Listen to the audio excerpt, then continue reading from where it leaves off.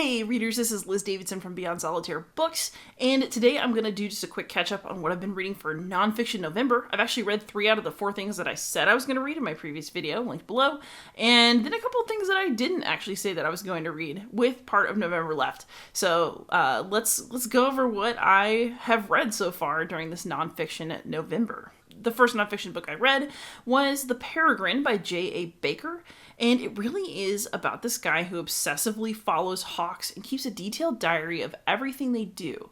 And his obsession with them is just really deep and also almost fixated on leaving his human state and becoming one with nature and specifically with these hawks.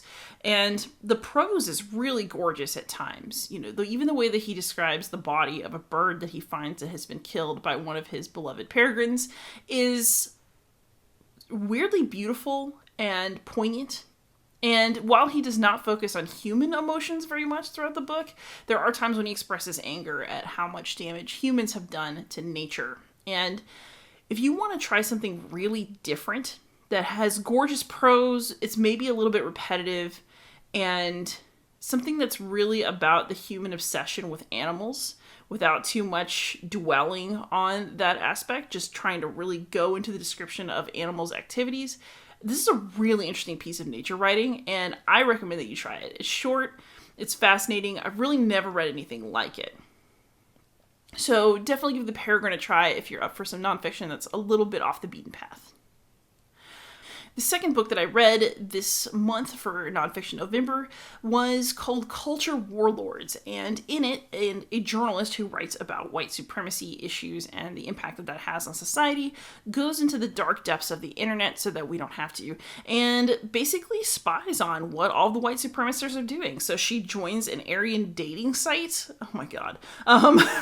She goes and checks out some incels and pretends to be one herself. She has communications with various neo-Nazis on the internet, and it is just really disturbing who's out there and what they're believing in the literature that they're passing around, and the conspiracy theories that are able to just run rampant on the internet.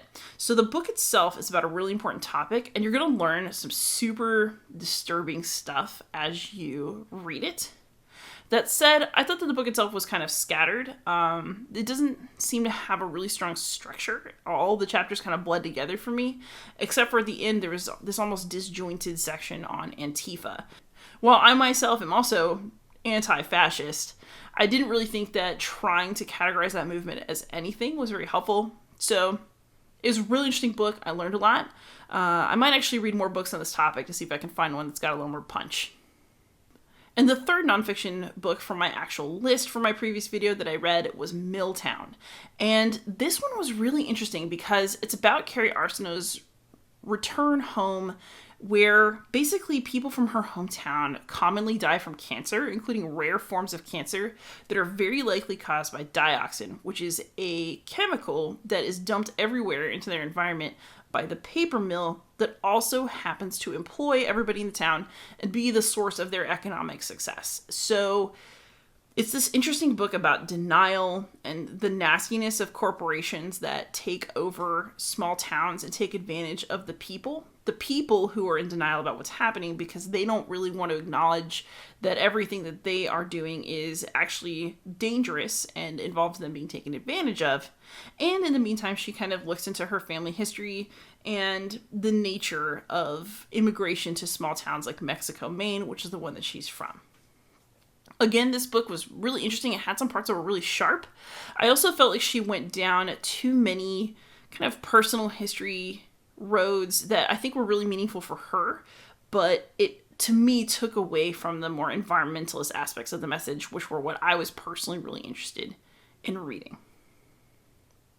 This thing, actually, I think this is like a theme in the nonfiction I read this month, because the other book that I've completed so far this month is called A Crime in the Family. It's by Sacha Batthyany, and he is this Hungarian, well, he's a descendant of Hungarian aristocrats, basically, and it turns out that his Aunt Margit was at least complicit in the massacre of 180 Jews who were just shot in the head at the end of World War II.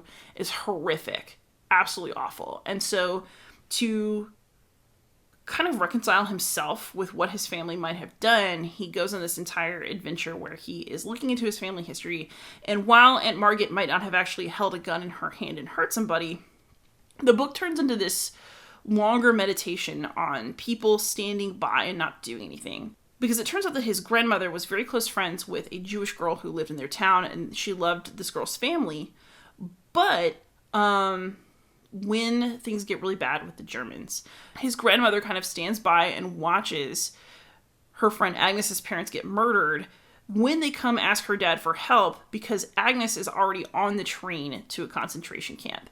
And this silence and this inability to take action haunts her for the rest of her life, and he finds out because he looks at her journals. Interestingly, Agnes survives, has also kept journals, and so a lot of the story is also about finding Agnes and meeting her children, and kind of trying to decide whose story it is and who gets control over the story, and what would you have done if it had been you in his grandmother's position, and, you know, how does complicity, how does silence damn you just as much as being the person who actually did something wrong? And in fact, you know, the silence and complicity are something wrong.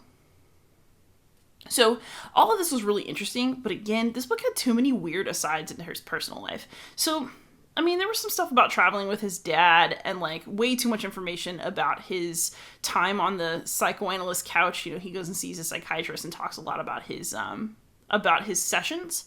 But also weird was that partway through the book, he develops an obsession with this prostitute that he meets on a train, and his visions of like the activities that she does to make money are really gross, and I did not appreciate it, especially because I was reading the audiobook and it made it so much worse. Yeah. So it was a good book. I liked it, but I also thought that it could have been a great book, and it wasn't. That said, I've got some really great books on the horizon right now. So I am partway through Becoming by Michelle Obama. Man, that book is so good. I've already like cried a couple times, laughed a lot. I can't wait to get back to it. That book is fantastic. What an awesome first lady she was, and what a beautiful writer and a thoughtful person. That's a great memoir, and I expect to continue feeling that way all the way through the end. I also just got my copy of Barack Obama's A Promised Land, and I just kind of flipped through the first few pages. That is going to be really good as well. I can already tell. I'm very excited about it. And I still have God's Shadow ready to go, so Thanksgiving week is coming up, and I know that I'll be highly entertained. So if you've also read any of these books, or if you're reading for Nonfiction November, please leave a comment below. I'm so curious about your recommendations and your thoughts. Have a great day, and happy reading.